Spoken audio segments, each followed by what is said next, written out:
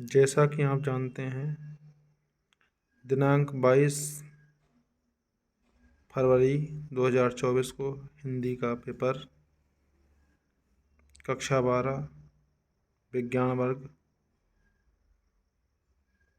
का होना है, जिसमें महत्वपूर्ण कुछ बच्चों ने पढ़ा भी होगा, कुछ ने नहीं भी पढ़ा होगा या कुछ रिवीजन कर रहे हैं। तो थोड़ी सी हमारी तरफ से हिंट्स हैं, उनका अवलोकन कर लें। जैसे कि पहला प्रश्न आपको दिया है, हिंदी गद्य का विकास। तो इससे 5 नंबर के 5 विकल्प आएंगे और इन विकल्पों को आपको चुनना होगा। बहुविकल्पीय क्वेश्चन होंगे। दूसरा क्वेश्चन काव्य से होगा, इसमें भी हिंदी साहित्य के इतिहास से होंगे। ये भी बहुविकल्पीय क्वेश्चन होगा। क्वेश्चन नंबर 3 होगा, पाठ्यक्रम में निर्धारित गद्यांशों पर आधारित 5 प्रश्न। इन प्रश्नों की पहचान करने के लिए कुछ हम आपको बता रहे हैं। जैसे कि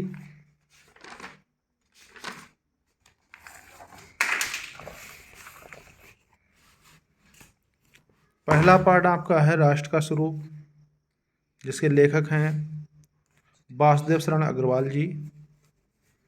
इस पाठ की आप कोई भी व्याख्या अगर देखते हैं तो उसमें पहचान आपकी होगी भू, भूमि, धरा, वसुंधरा, पृथ्वी, धरती या माता, अर्थात पृथ्वी का कोई भी पर्यायवाची हो सकता है तथा राष्ट्र या राष्ट्रीय शब्द हो सकता है। तो आप निश्चित रूप से मानिए कि ये व्याख्या राष्ट्र के स्वरूप की होगी और इसके राइटर वासुदेव शरण अग्रवाल जी होंगे। इसी प्रकार दूसरा जो आपका पार्ट है रॉबर्ट नर्सिंग होम में, इसके लेखक कन्हैयालाल प्रभाकर मिश्र जी हैं और इनकी पहचान जो है, कैसे हम पहचाने की व्याख्या कौन सी हो सकती है। तो इसमें मदर हो सकता है व्याख्या में, या फिर क्वेश्चन में पूछा जा सकता है। टेरेसा हो सकता है, बढ़िया शब्द लिखा हो सकता है, होम लिखा हो सकता है, या बूढ़ी शब्द लिखा हो सकता है। इन शब्दों पर आप ध्यान देंगे तो आपको क्लियर पता लग जाएगा कि ये व्याख्या रॉबर्ट नर्सिंग होम से ली गई है और इसके लेखक कन्हैयालाल प्रभाकर मिश्र जी हैं। अगला तीसरा पार्ट जो है हमारा अशोक के फूल है और इसमें जो इनके लेखक हैं वो आचार्य हजारी प्रसाद द्विवेदी जी हैं। इनकी पहचान जो है, किसी प्रकार से किसी व्याख्या में अगर अशोक शब्द लिखा मिलता है या आपको पुष्प का अर्थात फूल का पर्यायवाची शब्द मिलता है, या हिंदू शब्द है, महादेव शब्द है, महाकाल शब्द है, यमराज शब्द है, अर्थात हिंदू संस्कृति का कोई भी इस प्रकार का शब्द जो कि हिंदू देवी देवताओं से संबंधित रखता है, तो आप समझ जाइए कि ये अशोक के फूल की व्याख्या या गद्यांश दे रखा है। चौथा पार्ट जो है आपका भाषा और आधुनिकता। इसके राइटर यानी कि लेखक रोजी सुंदर रेड्डी जी हैं और इनकी पहचान जो होगी, हर एक व्याख्या में भाषा शब्द या आधुनिकता शब्द या विज्ञान शब्द दे रखा होगा। इसी प्रकार से अगला जो पाठ है आपका निंदा रस, इसके लेखक हरिशंकर परसाई जी हैं और इसकी पहचान होगी या तो निंदा शब्द लिखा होगा व्याख्या में या ईर्ष्या शब्द लिखा होगा। इसी प्रकार से अगला जो व्याख्या पाठ है हम और हमारा आदर्श, ये हमारे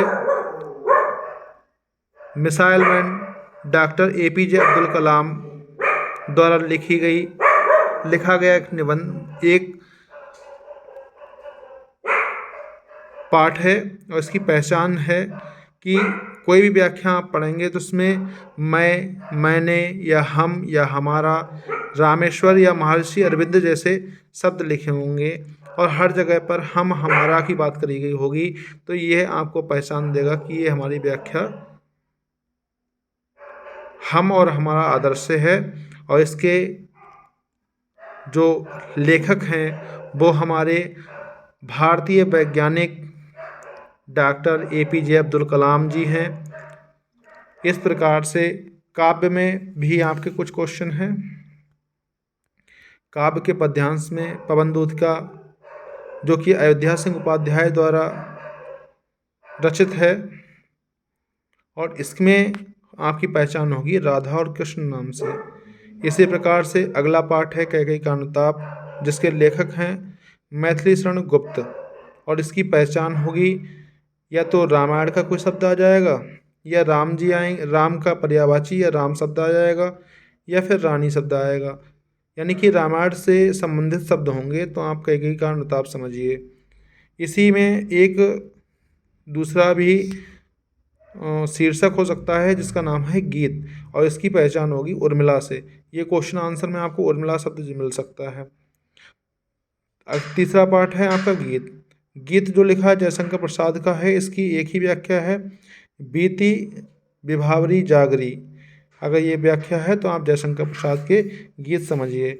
और अगर ये श्रद्धा मनु है तो श्रद्धा और मनु शब्द भी जयशंकर प्रसाद की है, और इसकी पहचान अगर व्याख्या आती है तो श्रद्धा या मनु शब्द अवश्य लिखा होगा, तो आप समझ जाइए कि यह श्रद्धा मनु की है और जयशंकर प्रसाद द्वारा रचित है। इसी प्रकार से सुमित्रा नंदन पंत जी की नौका बिहार, इसमें आपको पहचान में क्या है, आपको नौका शब्द मिल सकता है, बिहार शब्द मिल सकता है, नवैया या चांदनी जैसे शब्द लिखे मिल सकते हैं। परिवर्तन वाली में भी अगर आपकी व्याख्या आती है तो इसकी पहचान है कि अंत के शब्द एक जैसे लिखे होंगे, जैसे प्रवाह या अवाह या किसी एक जैसे लास्ट के जो शब्द होंगे उनमें एक राइमिंग शब्द आता होगा। बापू के प्रति में तुम मांसहीन, तुम रक्त